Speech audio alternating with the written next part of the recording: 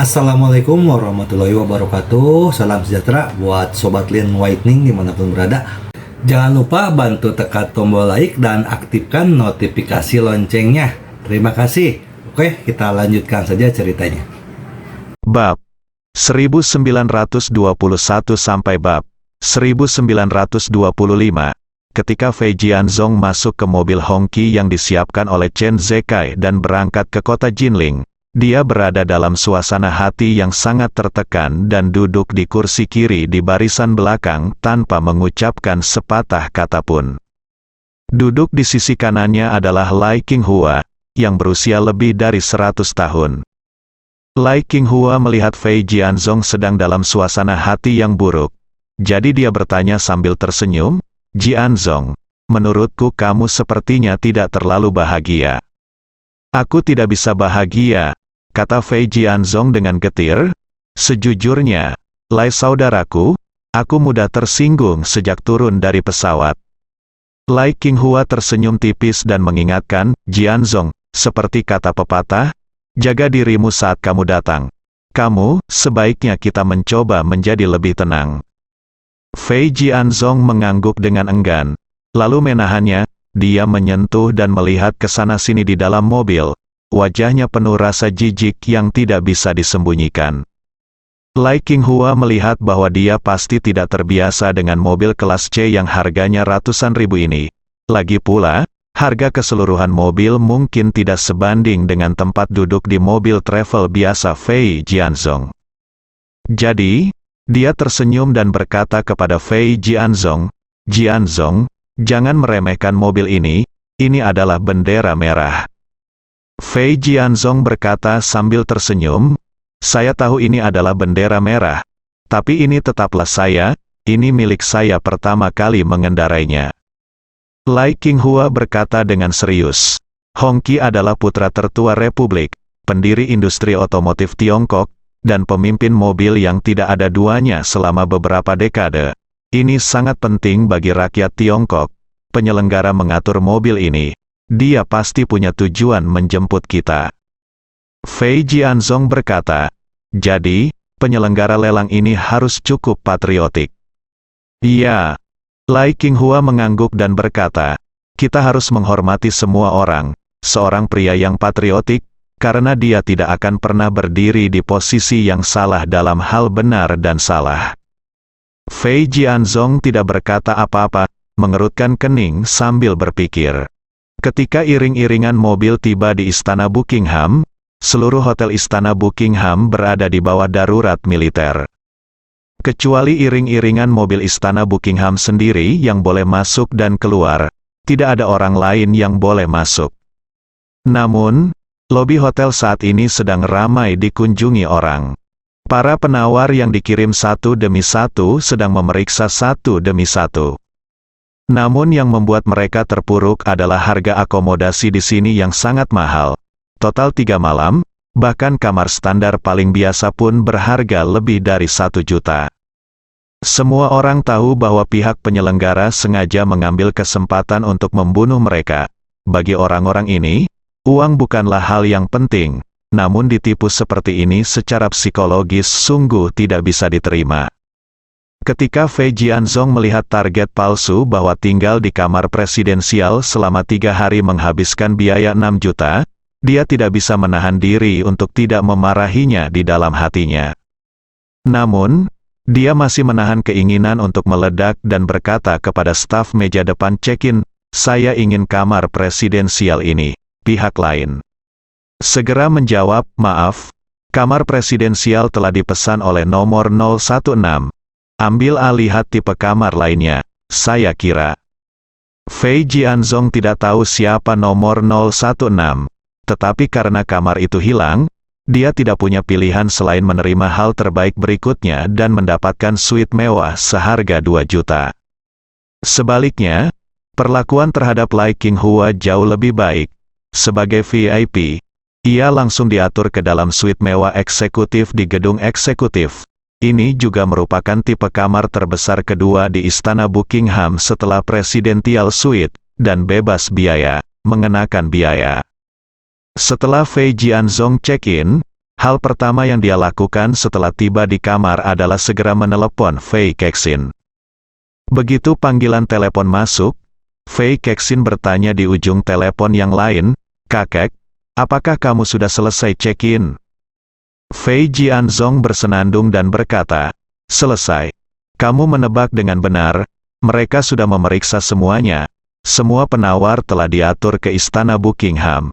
Saya pikir ini pasti tempat pelelangan." Fei Kexin berkata, "Kakek, saya berada dalam situasi khusus sekarang. Saya tidak akan bertemu dengan Anda selama 2 tahun terakhir hari, tapi saya akan terus keluar, temukan cara untuk terus bermediasi dengan semua orang di pil peremajaan." Fei Jianzong buru-buru bertanya, "Bagaimana kemajuannya sekarang?"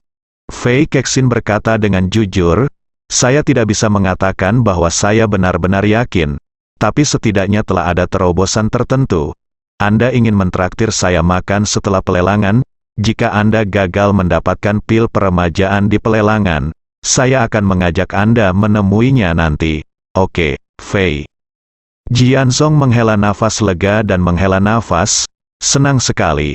Kamu benar-benar bekerja keras kali ini. Kamu telah mengerjakan masalah ini begitu lama." Fei Kexin berkata dengan tergesa-gesa. "Kakek, inilah yang harus saya lakukan." Fei Jianzong menghela nafas dan berkata, "Saya harap ini jika Anda berhasil membeli pil peremajaan dalam lelang ini, Anda dapat kembali ke New York bersama saya ketika lelang selesai." Fei Kexin berkata sambil tersenyum. "Kakek, saya percaya kamu akan bisa menang."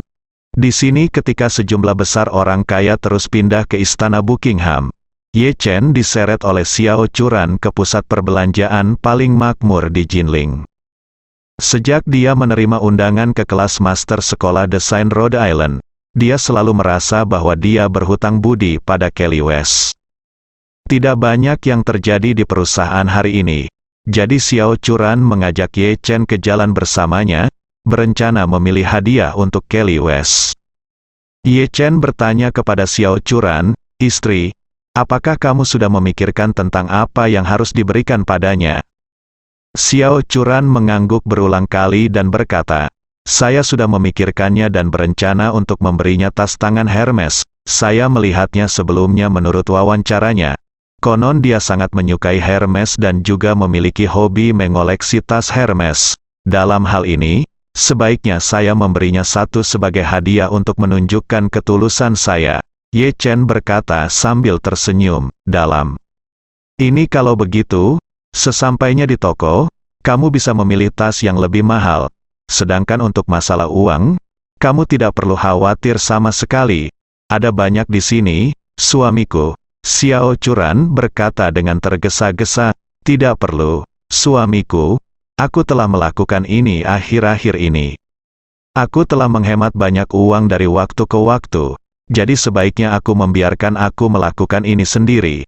Jika tidak, aku akan merasa tidak enak karenanya."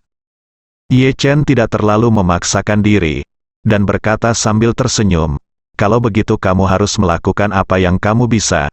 Jangan membeli hadiah yang terlalu mahal." Xiao Churan tersenyum manis dan berkata, "Saya sudah melihat situs resminya. Ada atas bernama seri Birkin yang memiliki penjualan terbaik saat ini dan harganya tidak terlalu mahal. Mahal, jika Anda tidak memilih bahan dan pengerjaan yang sangat langka. Mungkin harganya lebih dari 100.000 yuan. Ye Chen mengangguk sedikit. Dan berkata, "Tas dengan harga ini sudah lumayan bagus." Lalu, mereka berdua datang.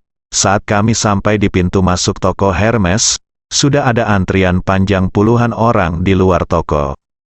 Menurut staf di luar toko, hal ini karena terlalu banyak pelanggan di toko, dan tokonya menyediakan layanan penjualan 1 lawan 1.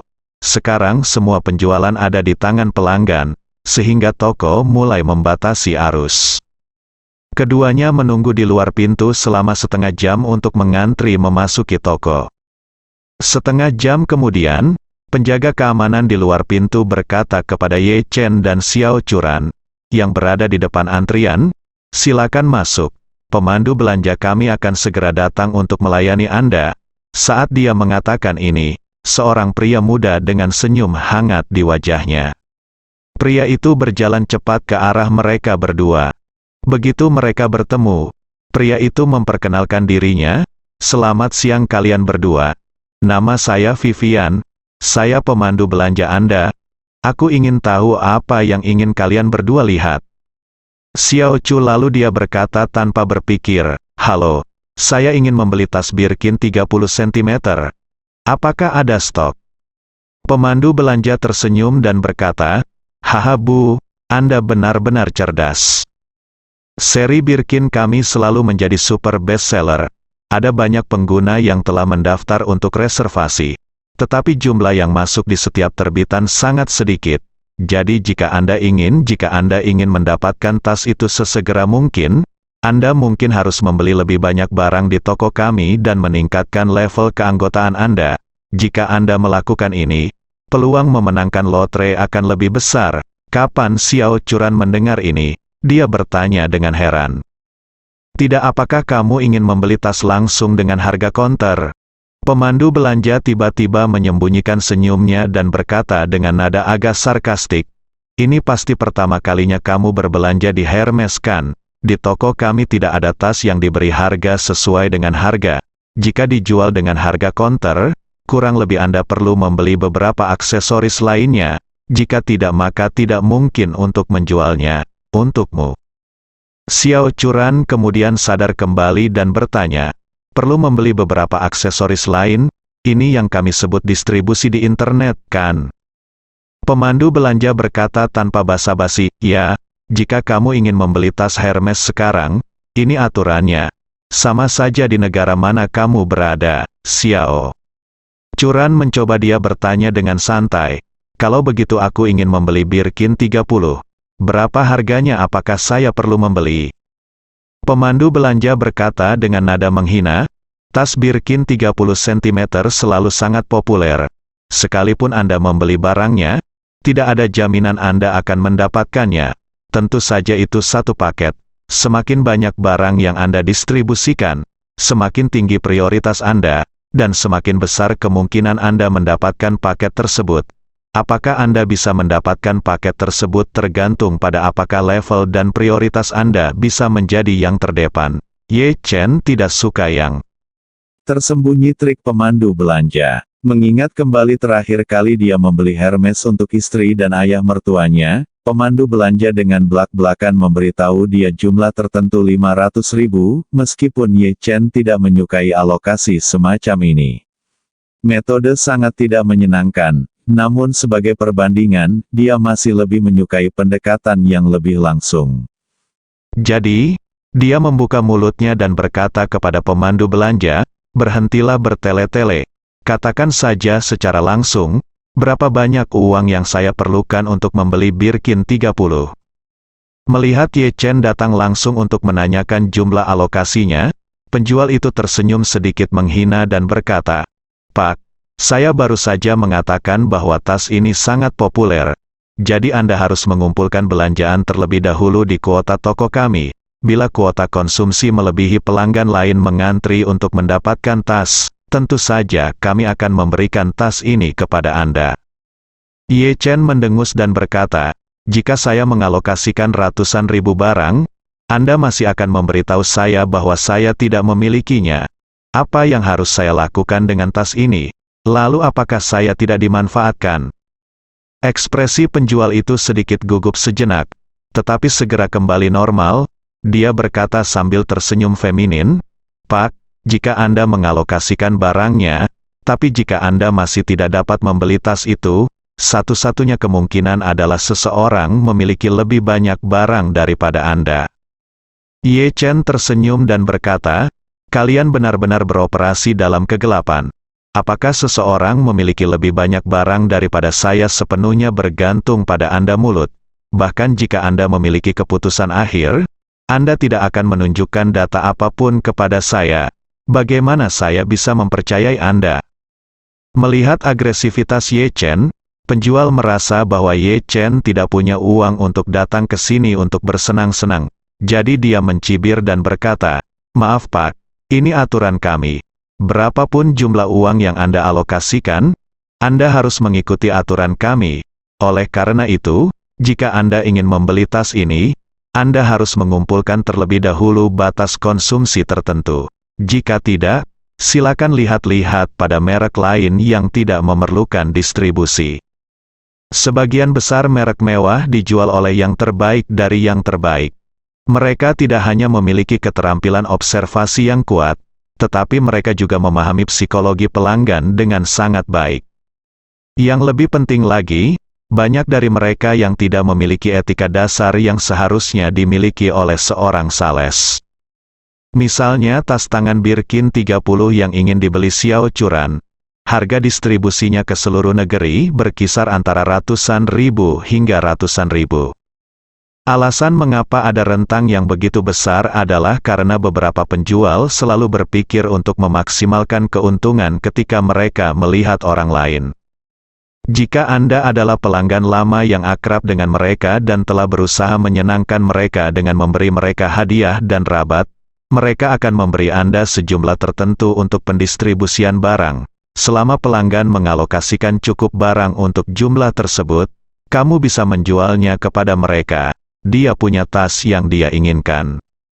Namun, begitu bertemu pelanggan asing, banyak salesman yang akan memperlakukan satu sama lain seperti monyet berdasarkan prinsip curang satu persatu.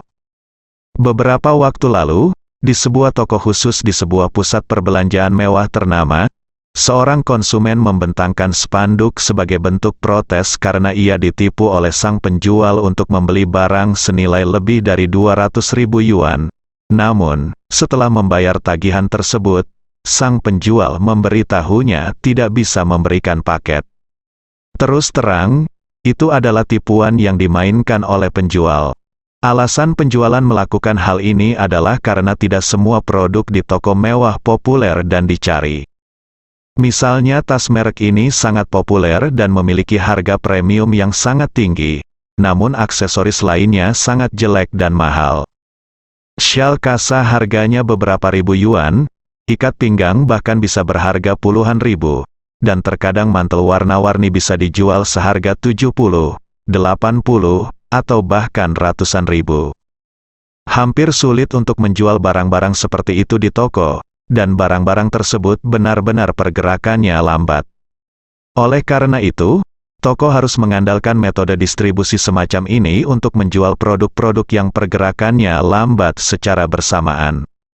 Dan untuk penjualan, komisi penjualan produk laris sangat rendah, bahkan tidak ada. Namun komisi penjualan barang yang tidak dapat dijual sangat tinggi, sehingga mereka akan berusaha semaksimal mungkin agar konsumen membeli lebih banyak barang, bahkan mereka akan melakukan beberapa hal yang menipu. Meskipun Xiao Churan tidak tahu banyak tentang rutinitas merek-merek mewah ini, dia mengetahui rasanya saat ini dan merasa bahwa penjualannya mungkin berbahaya. Jadi dia berkata kepada Ye Chen, "Suamiku, kenapa kita tidak mencoba yang lain? Toko, mari kita lihat." Ye Chen menggelengkan kepalanya dan tersenyum. "Kamu juga tahu bahwa orang-orang menyukai merek ini. Jika kamu memberikan merek lain sebagai hadiah, orang lain mungkin tidak menyukainya sama sekali. Dalam hal ini, lebih baik tidak memberi mereka." Mengatakan itu, Ye Chen He menepuk punggung tangannya dan berkata sambil tersenyum, "Jangan khawatir, aku akan menyerahkannya pada suamiku." Kemudian, Ye Chen memandang penjual itu, tersenyum dan berkata, "Oke, karena bosmu akan segera menjadi pelangganku, aku juga harus mengurus bisnisnya." Bos yang dibicarakan Ye Chen adalah Bernard Arnault, yang baru saja mengakuisisi merek tersebut. Bapak baptis barang mewah ini kini menjadi pemilik lebih dari separuh merek mewah dunia, dan kekayaan bersihnya melebihi 1 triliun yuan. Menariknya, lelaki tua ini baru saja tiba di Aarhus hari ini, dan dialah yang menghabiskan banyak uang untuk membeli presidential suite di Istana Buckingham. Namun, penjual tidak pernah menyangka bahwa bos yang disebutkan Ye Chen sebenarnya adalah bos terbesar di merek mereka. Dia mengira bos yang dibicarakan Ye Chen adalah manajer toko mereka. Begitu dia mendengar perkataan Ye Chen, dia menduga Ye Chen pasti sedang menggertak, banyak orang datang ke toko untuk membeli barang sebelumnya, dan mereka selalu mengatakan bahwa mereka mengenal manajer toko mereka, atau mengenal manajer regional mereka, untuk mengurangi distribusi barang. Namun sebagian besar orang yang mengatakan hal ini adalah pembohong. Jadi, dia berkata dengan sedikit meremehkan, "Maaf, manajer toko kami telah mengatakan bahwa tidak akan berhasil jika ada yang menyebutkan namanya, kecuali dia keluar untuk menerimanya secara langsung. Jika Anda mengatakan Anda mengenal kami manajer toko, kamu harus. Apakah kamu tidak ingin aku meneleponnya dan ngobrol langsung?" Setelah mendengar ini, Ye Chen tiba-tiba tertawa. Tampaknya orang berlevel rendah ini, meskipun dia memakai 5 atau 6 pakaian, tetap hanya bisa bergaul di level rendah. Penjual ini sebenarnya mengira bahwa bos yang dibicarakannya adalah manajer toko mereka, yang menunjukkan bahwa struktur orang ini sangat kecil dan menyedihkan. Jadi Ye Chen melambaikan tangannya dan berkata sambil tersenyum, "Tidak, saya tidak berbicara tentang manajer toko Anda." Setelah mengatakan itu, Ye Chen terlalu malas untuk mengatakannya lagi. Jadi dia melambaikan tangannya dan berkata dengan santai, "Ayo, beri saya uang dulu. Saya akan mengalokasikan 1 juta barang, dan saya akan mengambil semua batch yang tidak bisa dijual di toko Anda dan memberikannya kepada saya." Ketika penjual mendengar bahwa Ye Chen berkata bahwa dia ingin mengalokasikan 1 juta barang, dia tertegun dan tanpa sadar bertanya, "Pak, Anda tidak bermaksud mengejek saya, bukan?" Padahal, harga distribusi tas ini sekitar 200.000. Selama Anda tidak menemukan penjualan yang menipu, bahkan orang asing yang belum pernah membeli apapun di toko ini bisa mendapatkannya selama dia bisa menyamai 200.000 yuan. Namun Ye Chen berkata begitu dia muncul bahwa dia akan mengalokasikan 1 juta barang, yang memang jauh melebihi harga pasar. Dengan kata lain, meskipun para penjual ini ingin menipu orang, mereka tidak akan berani menipu orang dengan jumlah sebesar itu. Melihat dia tercengang, Ye Chen berkata sambil tersenyum, "Saya tidak punya waktu luang untuk membawa istri saya ke sini untuk menggodamu. Saya bisa membeli cukup barang seharga 1 juta, tapi saya hanya punya satu permintaan. Anda memberi saya keluarkan tas yang kamu inginkan dan lunasi tagihannya bersama dengan 1 juta barangnya." Penjual itu tiba-tiba menjadi bersemangat dan berkata dengan cepat, "Tunggu sebentar, saya akan menyiapkannya sekarang." Setelah mengatakan itu, dia menggoyangkan jari anggreknya dan menjadi bersemangat dia berlari ke gudang di belakang. Xiao Churan berkata saat ini, "Suamiku, kamu gila, beli tas senilai lebih dari 100.000 yuan, dan beli dengan barang senilai 1 juta yuan, ini terlalu mahal." Ye Chen tersenyum secara misterius dan berkata, "Sayang, saya tidak gila. Saya hanya ingin memanfaatkan kesempatan bagus ini untuk menghasilkan uang. Jangan khawatir, setiap sen yang saya keluarkan untuk distribusi hari ini adalah investasi. Sebelum malam ini, saya akan bisa dapatkan kembali modal dan keuntunganku." Xiao Churan tampak bingung dan tidak mengerti apa yang dimaksud Ye Chen ketika dia mengatakan bahwa dia bisa mendapatkan kembali modal dan keuntungannya. Namun, dia mengetahui rutinitas Ye Chen dengan sangat baik, karena Ye Chen mengatakan ini, itu jelas bukan tanpa dasar. Jadi, dia tidak bisa tidak bertanya pada Ye Chen, "Suamiku, apakah kamu berbicara tentang penjual yang sengaja menipu kita dalam masalah ini?" Ye Chen mengerutkan bibirnya dan tersenyum, "Pria besar hanya bisa begitu feminin. Lupakan saja, apalagi nama Inggrisnya Vivian. Menurutmu seberapa beranikah hal seperti ini?" Ketika Xiao Churan mendengar ini, dia tidak bisa menahan tawa. Dia juga tahu bahwa ada banyak pria yang sangat feminin di industri fashion, dan hal ini menjadi semakin umum dalam beberapa tahun terakhir, jadi menurutnya tidak ada sesuatu yang abnormal. Namun, sangat jarang seorang pria memberi dirinya nama Inggris yang feminin. Saat ini, sales pria bernama Vivian sedang mencari barang bekas di gudang yang sudah bertahun-tahun tidak terjual. Beberapa Bahkan inventaris sejak toko dibuka 7 atau 8 tahun lalu, hingga saat ini belum terjual. Segera, dia memasukkan semua inventaris ke dalam 3 kotak besar, dan mengeluarkan ketiga kotak itu satu demi satu dengan susah payah. Dia meletakkan 3 kotak besar ini dengan rapi di depan Ye Chen. Sikapnya sedikit hormat, dan dia berkata sambil tersenyum, "Tuan, lihat ini. Total ada lebih dari 996.000 barang di sini. Anda tidak perlu jika itu 1 juta, itu sudah cukup." Ye Chen mengangguk sambil tersenyum dan berkata sambil tersenyum, "Saya tidak berharap Anda memberi saya diskon beberapa ribu yuan. Bagaimana saya bisa malu?" Penjual itu berpikir ya apa. Chen kata-katanya ironis, dan dia berkata dengan canggung, "Tuan, jika menurut Anda barang-barang ini terlalu banyak, Anda sebenarnya dapat mengeluarkan lebih banyak lagi, atau saya akan mengambil sekitar 200.000 lagi untuk Anda. Bagaimana menurut Anda?" Ye Chen melambaikan tangannya buru-buru, "Tidak, jangan ambil." Saat dia mengatakan itu, dia dengan santai membalik barang-barang di dalamnya dan menemukan bahwa tas kemasan banyak barang ditutupi dengan debu tebal. Jadi dia berkata sambil tersenyum, Saya di sini hari ini. Saya mencari barang antik. Ada begitu banyak barang bagus. Saya pasti tidak boleh melewatkannya. Bungkus semuanya untuk saya. Selain itu, bawakan tas yang saya inginkan dan saya akan membayarnya bersama-sama." Penjual itu berkata dengan cepat, "Saya benar-benar minta maaf. Saya baru saja mengambilnya. Saya benar-benar tidak dapat mengambil barang-barang ini. Birkin 30 itu. Harap tunggu sebentar, saya akan mengambilkannya untuk Anda." Setelah mengatakan itu, dia bergegas kembali ke gudang, mengeluarkan kotak karton persegi berwarna oranye, lalu menunjukkannya di depan Ye Chen dan Ye Chen. Di depan Xiao Churan, dia dengan hati-hati membuka kotak kertas itu, lalu mengeluarkan tas tangan dari kantong debu, menyerahkannya kepada Ye Chen, dan berkata dengan penuh perhatian, "Tuan, lihatlah, ini adalah warna abu-abu paling populer tahun ini, adalah warna paling populer di seri ini.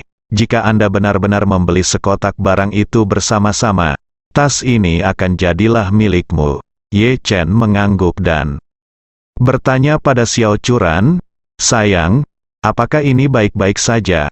Xiao Churan masih sedikit tidak yakin dan bertanya pada Ye Chen, "Suamiku, apa yang baru saja kamu katakan? Apakah itu benar?" Ye Chen tahu bahwa Xiao Churan bertanya tentang apa yang dia katakan bisa menghasilkan uang dengan distribusi barang. Jadi dia berkata sambil tersenyum serius, "Jangan khawatir, istriku, aku yakin akan hal ini." Setelah itu, dia bertanya lagi pada Xiao Churan, "Istriku, apakah kamu puas dengan tas ini?" Xiao Churan mengangguk sedikit dan berkata, "Tasnya cukup bagus." Ye Chen mengangguk, menyela dan berkata, "Sudah cukup tasnya bagus. Kamu tidak perlu khawatir tentang hal-hal lain." Setelah itu, dia langsung berkata kepada penjualnya, "Ayo, kita periksa bersama." Penjual itu begitu bersemangat hingga tangannya gemetar sejenak. Dia benar-benar tidak menyangka akan bertemu dengan orang super kaya hari ini. Dulu, orang kaya menghabiskan banyak uang untuk berbelanja, tapi mereka juga sangat pintar.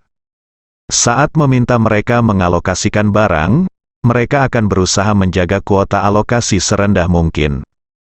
Selain itu, mereka juga memiliki beberapa persyaratan terhadap barang yang mereka distribusikan, dan mereka hanya menginginkan barang dengan peredaran yang relatif baik.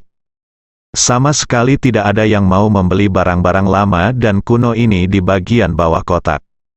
Kalau tidak, hal-hal ini tidak bisa dibiarkan begitu saja selama beberapa tahun. Semakin lama barang menganggur di toko ini, semakin tinggi tingkat komisinya. Jadi Ye Chen membeli barang-barang yang tidak dapat dijual senilai hampir 1 juta darinya hari ini. Ketika gajinya dibayarkan bulan depan, bonus pribadinya akan menjadi sekitar 300.000 yuan. Dia bisa mendapatkan 300.000 yuan hanya dalam beberapa menit, hal yang tidak terbayangkan olehnya. Jadi, dia segera memasang wajah yang sangat tersanjung dan berkata dengan hormat, "Tuan, karena kita punya banyak barang, kita perlu pergi ke meja depan untuk menghitungnya satu persatu. Silakan duduk di sini sebentar, dan saya akan melakukannya. Ambilkan kamu 2 botol gelembung dulu. Sui, kamu dan wanita itu akan menunggu sebentar. Setelah inventaris selesai, saya akan mengambil mesin pos dan daftar barang untuk mengonfirmasi pembayaran kartu kredit dengan Anda." Ye Chen tersenyum dan berkata, "Saya sudah lama di sini, dan Anda akhirnya memiliki seorang penjual dalam keadaan tertentu." Penjual itu tahu bahwa Ye Chen adalah sarkastik, tetapi demi uang, sarkasme ini tidak berarti apa-apa baginya. Jadi, dia tersenyum dan berkata, "Pak, saya benar-benar minta maaf. Mungkin sikap saya barusan kurang ramah, tapi jangan khawatir, mulai sekarang Anda akan menjadi VIP senior di toko kami. Anda dapat menambahkan saya di WeChat nanti. Jika Anda membutuhkan tas model apapun di masa mendatang, Anda dapat memberitahu saya terlebih dahulu, dan saya akan membantu Anda menemukannya. Jika Anda datang ke toko, harap beritahu saya terlebih dahulu, dan saya akan memesan tempat parkir untukmu tepat di depan pintu, dan kamu bisa masuk ke toko tidak perlu mengantri seperti hari ini." Ye Chen terlalu malas untuk berbicara dengannya, tersenyum tipis, dan berkata, "Oke, cepat ketik pesanannya. Datanglah kepada saya dengan mesin pos untuk menggesek kartu Anda. Banyak yang harus saya lakukan, waktu sangat berharga." Penjual pria itu mengangguk cepat dan berkata dengan hormat, "Tuan, mohon tunggu sebentar, saya akan pergi dan melakukannya itu untukmu." 10 menit kemudian, penjual itu mengambil mesin pos dan sejumlah besar daftar barang dan berjalan sepanjang jalan, datang dengan berlari. Ketika dia datang ke Ye Chen, dia berlutut di samping Ye Chen dan berkata dengan sangat hormat, "Tuan, silakan lihat. Total distribusi Anda adalah 996.520 yuan. Tas ini 168.888 yuan dan 1.165.408 yuan. Harap konfirmasi detailnya dan jika tidak ada masalah dengan jumlahnya, Anda dapat menggesek kartunya." Ye Chen berkata dengan santai, "Tidak perlu konfirmasi, cukup gesek kartunya." Setelah itu, Ye Chen mengeluarkan kartu bank dan menyerahkannya. "Oke." Penjual itu bersemangat. Dia mengambil kartu bank itu dengan hormat dengan kedua tangannya dan dengan cepat memasukkan jumlahnya ke mesin pos. Setelah menggesek kartu, Ye Chen memasukkan kata sandinya, dan kemudian mesin pos berdengung, dan tanda terima gesek kartu dicetak. Setelah struk dari ini dicetak, itu membuktikan bahwa transaksi telah berhasil diselesaikan. Pada saat ini, penjual itu bahkan lebih bersemangat dan memerah, dan berkata dengan sangat tersanjung, "Tuan, Anda benar-benar pelanggan paling dermawan dan dermawan yang pernah saya lihat." "Ya." Ye Chen mengangguk dan berkata sambil tersenyum santai. "Untuk membeli tas seharga lebih dari 100.000 yuan, saya mengalokasikan barang senilai hampir 1 juta. Saya kira saya satu-satunya di negara ini yang dimanfaatkan seperti ini." Penjual itu berpikir dalam hati, "Kamu benar, kurasa hanya aku yang dimanfaatkan seperti ini." Namun, beraninya dia mengucapkan kata-kata seperti itu. Jadi saya hanya bisa meminta maaf dan berkata sambil tersenyum, "Pak, menurut saya bagi orang kaya dengan selera dan pengejaran seperti Anda, apa yang Anda habiskan untuk mengejar uang adalah kenikmatan dan kualitas, dan Anda tidak akan pernah mengambil hati hal kecil ini. Dan Anda dapat yakin bahwa mulai sekarang, selama Anda membeli tas dari saya pasti akan memberi Anda kuota distribusi terendah." Ye Chen berkata dengan tenang, "Oke, Anda tidak perlu menyanjung saya di sini. Bungkus semua barang ini untukku dan mintalah 2 orang untuk membantuku memasukkannya ke dalam mobil." Setelah mendengar instruksi Ye Chen, penjual itu dengan cepat berkata, "Baiklah Pak, tunggu sebentar, saya akan meminta beberapa rekan untuk membantu." Setelah itu, Dia segera mengumpulkan beberapa rekan, masing-masing membawa beberapa paket besar, tas dan pergi bersama Ye Chen dan Xiao Churan. Setelah meletakkan semua barang di kursi belakang mobil, penjual buru-buru bertanya kepada Ye Chen dengan penuh perhatian, "Tuan, tolong tambahkan saya di WeChat. Kita dapat berkomunikasi di WeChat tentang apapun di masa depan." Ye Chen melambaikan tangannya. "Tidak butuh, aku tidak akan pernah datang ke tokomu lagi." Setelah mengatakan itu, dia mengabaikan penjual yang tercengang dan berkata kepada Xiao Churan, "Sayang, ayo pergi." Xiao Churan mengangguk dengan lembut. Mengangguk, dia naik ke kursi penumpang. Ye Chen menyalakan mobil dan langsung meninggalkan mall. Setelah mobil melaju, Xiao Churan mau tidak mau bertanya kepada Ye Chen, "Suamiku, kamu baru saja mengatakan bahwa barang-barang yang kamu beli untuk dibagikan ini dapat menghasilkan uang, benarkah?" "Tentu saja benar, Ye Chen." Tersenyum, "Kapan suamiku berbohong padamu?" Setelah itu, dia bertanya pada Xiao Churan, "Istri, kamu mau pergi kemana sekarang? Apakah kamu akan pergi ke perusahaan atau mencari Kelly West itu?" Xiao Churan berpikir sejenak, berkata, "Hadiah untuk Kelly telah dipilih, tetapi hadiah untuk Nona Zhan belum diputuskan. Nona Zhan terlihat seperti wanita dari keluarga besar. Saya kira dia tidak akan meremehkan barang mewah seperti itu sama sekali. Jadi saya belum memikirkan apa yang harus diberikan padanya." Ye Chen berkata sambil tersenyum, "Kamu tidak perlu khawatir tentang ini. Bukankah aku sudah memberitahumu? Setelah aku menyelesaikan pekerjaanku dalam beberapa hari, aku akan melakukannya traktir dia makan malam. Saya akan menemukan cara untuk membalas budi." Xiao Churan berkata dengan wajah sedih, "Saya merasa Nona Zhan telah banyak membantu saya. Jika kita mentraktirnya makan saja, saya akan merasa tidak enak." Ye Chen mengangguk dan berkata sambil tersenyum, "Jangan khawatir, istriku. Suamiku mengetahuinya dengan baik. Selama dia ada di sini, kamu tidak perlu khawatir tentang masalah ini, oke?" Xiao Churan mengangguk dan berkata dengan penuh rasa terima kasih, "Terima kasih, suamiku, semua ini berkatmu." Ye Chen tersenyum dan berkata, "Bukankah ini yang harus dilakukan seorang suami?" Setelah mengatakan itu, Ye Chen berkata lagi, "Kamu akan memberikannya kepada Kelly hari ini dulu. Kirimkan hadiah West kepada Nona Zhan, jadi kamu tidak perlu khawatir tentang itu." Xiao Churan bertanya, "Suamiku, jika aku pergi memberi Kelly hadiah sekarang, Nona Zhan tidak akan merasa tidak nyaman setelah melihatnya, kan?" "Tidak." Ye Chen tersenyum dan berkata, "Kamu juga mengatakannya, dia terlihat seperti wanita tertua dari keluarga kaya. Bagaimana dia bisa peduli dengan hal seperti itu?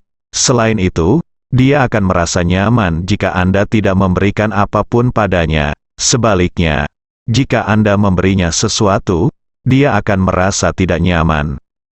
Ye Chen sangat menyadari serangan bantuan Fei Kexin. Yang dia inginkan hanyalah daripada menggunakan segala macam bantuan untuk mengesankan dirinya sendiri, atau untuk membuat dirinya merasa tidak bisa menyelamatkan mukanya. Jika Xiao Churan benar-benar memberinya hadiah saat ini, dia mungkin akan langsung pingsan, karena itu berarti semua usahanya sia-sia. Tetapi jika Xiao Churan hanya memberi Kelly West hadiah tetapi bukan dia pasti tahu bahwa Ye Chen sudah berencana untuk membalas budi hutang Xiao Churan padanya. Faktanya, Ye Chen harus mengakui bahwa Fei Kexin memang cukup bagus. Dia bisa melihat sekilas konspirasi pemberian bantuan yang terus-menerus ini.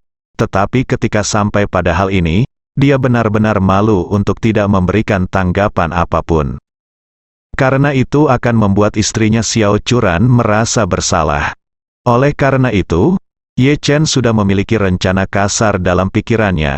Selama Fei Kexin tidak memiliki niat buruk terhadap istrinya, dan kakeknya Fei Jianzong gagal membeli pil peremajaan di pelelangan, dia akan memberinya setengah pil, sebagai hadiah. Pil Sang Sui Jiuxin. Setengah dari pil Sang Sui Jiuxin setidaknya akan membuat kakeknya bisa hidup 1 atau 2 tahun lagi. Hal ini tidak hanya akan membalas budi Xiao Churan, tetapi juga memungkinkan Fei Jianzong bertahan selama 2 tahun lagi, dan juga membuatnya menjadi lebih berani dalam pelelangan pil peremajaan dalam 2 tahun ke depan. Xiao Churan sedikit bingung dengan kata-kata Ye Chen, tapi karena percaya padanya, dia tidak ragu. Jadi, dia berkata kepada Ye Chen, "Suamiku, tolong bawa aku ke Hotel Internasional Jinling. Kelly dan Nona Zhan keduanya tinggal di sana. Aku akan memberikan hadiah itu kepada Kelly dulu." "Oke." Ye Chen mengangguk. Dia mengangguk dan berkata sambil tersenyum, "Kirim kamu ke Jinling International Hotel, dan aku akan menangani kumpulan barang ini." Setelah Ye Chen mengantar Xiao Churan, dia segera pergi ke Istana Buckingham. Dalam perjalanan ke Istana Buckingham, Ye Chen menelepon ayah mertuanya Xiao Changkun. Begitu dia selesai, Ye Chen bertanya kepadanya, "Ayah, apakah kamu masih bisa menghubungi Zhang Ermao yang mengkhususkan diri dalam menjual barang antik di Jalan Antik, Xiao?" Changkun dia berkata dengan marah, "Jangan menyebut itu Zhang Ermao. Kemudian saya mengumpulkan beberapa barang bagus dan mencarinya beberapa kali. Dia menghilang setelah bermain dengan saya. Belakangan, dia bahkan mengganti nomor ponselnya. Saya mendengarnya cucu masih di Jalan Antik, melakukan bisnis. Tetapi dia dapat ditemukan di seluruh dunia. Tetapi saya tidak dapat menemukannya, sungguh aneh." Ye Chen tidak bisa menahan tawa, dan bercanda, "Kalau begitu, kurasa Zhang Ermao sengaja menghindarimu." Xiao Changkun bertanya balik, "Lalu menurutmu mengapa dia menghindariku? Aku telah memberinya barang-barang bagus." Ye Chen Xin berkata, "Sepasang pakaian compang camping yang kamu beli. Zhang Ermao harus menghabiskannya, banyak uang untuk mengumpulkannya berkali-kali. Hampir semua uang yang diperoleh Zhang Ermao melalui penipuan masuk ke saku Anda." Tapi dia tidak berkata apa-apa lagi, dan berkata sambil tersenyum, "Saya kira Zhang Ermao sedikit bingung. Saya akan meminta orang lain untuk mencari tahu." Xiao Changkun bertanya dengan rasa ingin tahu, "Ye Chen, apa yang kamu cari untuk Zhang Ermao?" Ye Chen berkata dengan santai, "Oh, ada seorang teman yang ingin membeli beberapa barang antik, jadi aku memikirkannya." Xiao Changkun berkata dengan tergesa-gesa, "Zhang Ermao tidak memiliki barang bagus di tangannya. Anda sebaiknya meminta teman Anda untuk membelinya di Jikingtang, yang barangnya relatif mewah." "Oke." Ye Chen setuju dengan santai dan berkata, "Kalau begitu aku akan memberitahunya dan menutup telepon dulu, Ayah." Setelah itu menutup telepon Xiao Changkun, Ye Chen menelepon Hong Wu lagi. Begitu panggilan telepon masuk, dia memerintahkan, "Hong Wu, minta adikmu pergi ke Jalan Antik untuk mencarikanku seorang pria bernama Zhang Ermao. Katakan padanya bahwa aku ada hubungannya dengan dia, dan tanyakan padanya untuk membawa semua barang antik palsunya ke Istana Buckingham untuk menemuiku." Hong Wu tidak mengerti maksud Ye Chen, tapi dia langsung setuju dan berkata, "Baiklah, Tuan Ye, mohon tunggu sebentar, saya akan mengirim seseorang untuk menemukannya sekarang." Anak buah Hong Wu Jinling tersebar di semua lapisan masyarakat dan di setiap sudut, dan pasar keuntungan yang besar seperti Antique Street sangat diperlukan agar orang-orangnya dapat terlibat. Oleh karena itu, begitu Hong Wu menerima telepon, pemimpin yang menempati jalan antik tersebut segera turun ke jalan dan menemukan Zhang Ermao yang sedang mendirikan kios. Zhang Ermao tidak takut pada siapapun di Jinling. Dia hanya takut pada Xiao Changkun. Jadi ketika dia melihat pemimpin jalan antik itu datang, bukan saja dia tidak takut, tetapi dia bahkan melangkah maju dan menyapanya dengan antusias, "Saudara Kui, kenapa kamu punya waktu untuk datang ke kiosku?" Anak buah saudara Kui, yang bernama lengkap Dong Kui, adalah bawahan Ma Zongliang, salah satu dari 4 raja besar Hong Wu. Wilayah kekuasaannya adalah kawasan jalan antik. Pedagang kecil seperti Zhang Ermao yang suka menipu orang harus mengandalkan Dong Kui untuk melindungi mereka dari pemukulan. Dong Kui memandang Zhang Ermao dan bertanya, Zhang Ermao, izinkan saya bertanya, apakah Anda kenal Tuan Ye Chenye? Tuan Ye, Zhang Ermao menciutkan lehernya, dan adegan pertama yang terlintas di benaknya adalah adegan ketika Ye Chen membunuh Zenan Suangsha di tengah hujan. Jadi, dia segera bertanya, Saudara Kui, apakah kamu kenal Tuan Ye? Dong Kui menangkupkan tangannya dan berkata, Tuan Ye adalah sosok yang sangat dihormati oleh kakak tertua dari kakak laki-lakiku, Tuan Hongwu. Dia adalah karakter kecil. Meskipun dia telah berteman lama dengan Tuan Ye, dia belum memiliki kesempatan untuk mengenal Tuan Ye. Ketika Zhang Ermao mendengar kata-kata persahabatan panjang, dia tidak dapat menahannya, kembali dan tertawa terbahak-bahak, melihat ini. Dong Kui menamparkan kepalanya dan mengutuk, mengapa kamu tertawa sialan, apakah ada yang salah dengan saya memuja Guru Ye? Zhang Ermao berkata dengan tergesa-gesa, Saudara Kui, kamu tidak boleh menyembah Guru Ye. Masalahnya adalah, kata persahabatan ilahi, tidak tepat digunakan di sini. Persahabatan ilahi berlaku untuk dua orang dengan identitas, status, dan gaya melakukan sesuatu yang serupa. Ketika Dong Kui mendengar ini, dia buru-buru berkata, Oke, jangan katakan itu. Selain mengagumi Guru Ye, saya tidak punya apa-apa untuk dikatakan. Setelah mengatakan itu, dia memandang Zhang Ermao dan berkata, tapi Zhang Ermao, kamu anak tua bisa lakukan, Anda bahkan dapat mengenal Tuan Ye. Baru saja Tuan Ye memerintahkan Tuan kelima mengirim seseorang untuk mencari Anda, mengatakan bahwa dia ada hubungannya dengan Anda. Zhang Ermao bertanya dengan heran, Tuan Ye, apakah dia punya sesuatu hubungannya denganku? Kakak Kui, apakah kamu bercanda?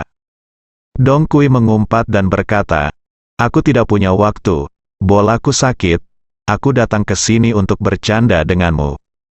Dengan itu, Dong Kui menunjuk ke tumpukan barang antik palsu di kiosnya dan mendesak, cepat kemasi semua barangmu, aku akan membawamu bersamamu, pergi temui Tuan Ye.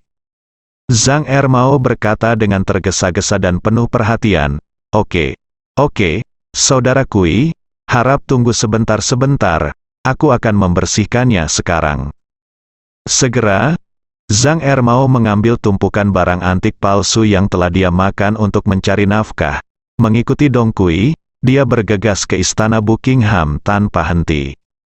Begitu mobil sampai di depan gerbang istana Buckingham, dihentikan oleh ahli dari istana Wanlong. Hongwu segera melangkah maju untuk berkomunikasi dan kemudian membawa Zhang Ermao masuk.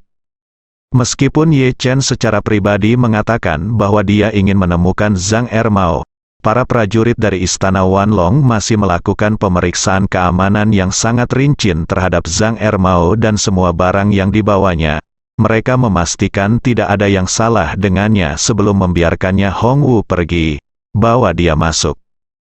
Zhang Ermao biasanya hanyalah seorang pedagang kecil yang meminta makanan di jalan antik. Dia tidak memiliki kemampuan atau kekuatan. Ketika saya bertemu Dong Kui di jalan antik, saya harus mengangguk dan membungkuk dengan ekspresi tersanjung. Sekarang ketika saya melihat bos besar Hongwu, saya sangat gugup sehingga saya bahkan tidak bisa pergi. Melihat bahwa dia selalu tersandung saat berjalan, Hongwu tidak bisa menahan diri untuk tidak mendesak, Saudaraku, kamu harus cepat. Mengapa kamu membuang-buang waktu? Zhang Ermao berlari beberapa langkah dengan cepat dan bertanya dengan gugup, 5 Tuan Wu. Saya Zhang Ermao, saya telah mengagumi Anda sejak lama, tetapi saya tidak pernah memiliki kesempatan untuk mengenal Anda. Hongwu melambaikan tangannya dan berkata, jauh lebih berguna bagi Anda untuk mengenal guru kamu daripada mengenalku. Jangan khawatir, aku akan berbicara dengan Ma Zongliang setelah hari ini. Katakan halo dan minta adik laki-lakinya untuk menjagamu di jalan antik. Setelah mendengar ini, Zhang Ermao sangat bersemangat sehingga dia segera membungkuk dan berkata, terima kasih banyak, guru kelima. Hongwu berkata dengan tergesa-gesa, jangan berterima kasih kepada saya. Jika Anda ingin berterima kasih kepada saya, Anda harus berterima kasih kepada Guru Ye. Saya hanya peduli pada wajah Tuan Ye. Iya ya, Zhang Ermao berkata dengan cepat. Terima kasih, Tuan Ye. Terima kasih, Tuan Kelima. Dia dengan cepat bertanya, Tuan Kelima, apa hubungannya Tuan Ye dengan saya? Saya telah melakukan tugas saya baru-baru ini, dan saya telah menjadi orang yang jujur, dan saya tidak pernah melakukan penipuan apapun lagi. Hong Wu mendesak. Tuan Ye mencari Anda untuk alasan yang baik. Anda akan mengerti jika Anda segera ikut dengan saya. Zhang Ermao menghela nafas lega. Dia tidak lagi gugup, dan bahkan berjalan lebih ringan. Dia mengikuti Hong Wu ke kantor Chen Zekai.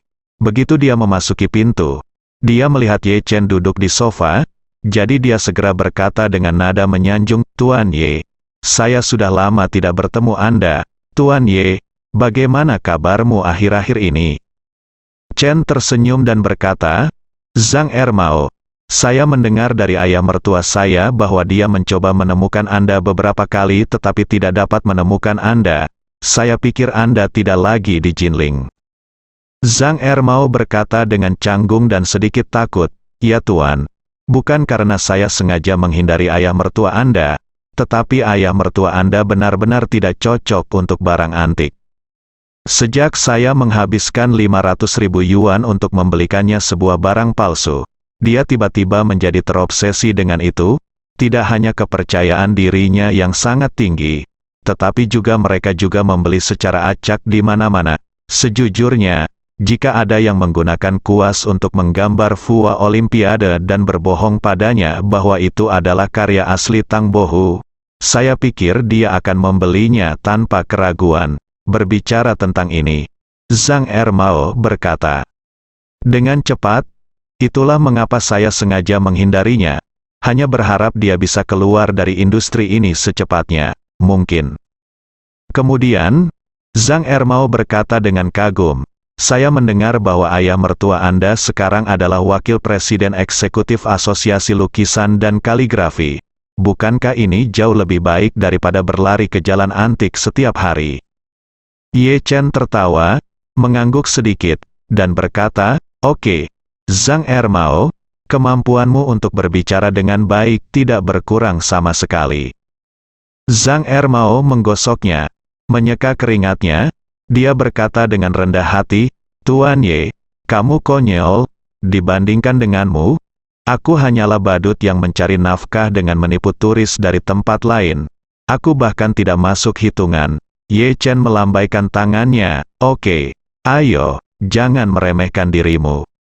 Sendiri, dengan 360 baris, Anda akan menjadi sarjana nomor 1. Setelah mengatakan itu, Ye Chen bertanya lagi, Zhang Ermao, saya ingat Anda sangat berpengetahuan, jadi izinkan saya bertanya, apakah Anda tahu peristiwa besar apa yang akan terjadi di Jinling dalam beberapa hari ke depan? Zhang Ermao berkata dengan tergesa-gesa kembali ke Tuan Ye, saya mendengar beberapa rumor sebelumnya, tetapi karena saya tidak dapat memastikannya, saya tidak menganggapnya terlalu serius, tapi saya melihatnya di sini hari ini. Saya mungkin dapat memastikan bahwa ini benar. Setelah mengatakan ini, Zhang Ermao bertanya kepada Ye Chen dengan hati-hati, Tuan Ye, apakah Anda bertanya tentang lelang pil peremajaan? Benar, Ye Chen mengangguk dan bertanya sambil tersenyum, Anda juga tahu tentang pil peremajaan. Zhang Ermao dengan cepat mengangkat tangannya dan berkata, Tuan Ye, sejak lelaki tua dari keluarga Song merayakan ulang tahunnya, saya mendengar tentang keajaiban pil peremajaan. Kemudian, Nona Wanting dari keluarga Song merayakan ulang tahunnya, dan Li Tailai juga membeli ramuan peremajaan dari keluarga Song. Semua orang mendengarnya. Saat itu, saya tahu bahwa ini pasti hasil karya Anda, Tuan Ye. Lagi pula, di dunia ini, ada juga kamu satu-satunya yang memiliki kekuatan magis seperti itu. Ye Chen berkata sambil tersenyum, karena kamu tahu tentang pelelangan, aku tidak akan menyembunyikannya darimu. Nanti, kamu dan aku akan menipu orang asing tua. Nak, mari kita bermain peran ganda bersama. Kamu akan mengikuti petunjukku saat aku bermain. Apakah kamu mengerti? Zhang Ermao bertanya dengan tergesa-gesa. Tuan Ye, apakah kamu punya naskah? Biarkan saya membacanya dulu, lihat. Tidak, Ye Chen melambaikan tangannya. Setelah Anda pergi, lihat saja improvisasi saya. Zhang Ermao berkata dengan sangat gugup. Tuan Ye, improvisasi ini, saya khawatir jika saya tidak tampil baik, saya akan merusak acara besar Anda. Ye Chen tersenyum dan berkata, Zhang Ermao, dengan kepintaran Anda, hal kecil ini jelas tidak menjadi masalah. Jadi Anda bisa menggunakannya saja. Itu curang di jalan antik dengan 7 kekuatan manusia. Masalah ini pada dasarnya sudah selesai, bersambung.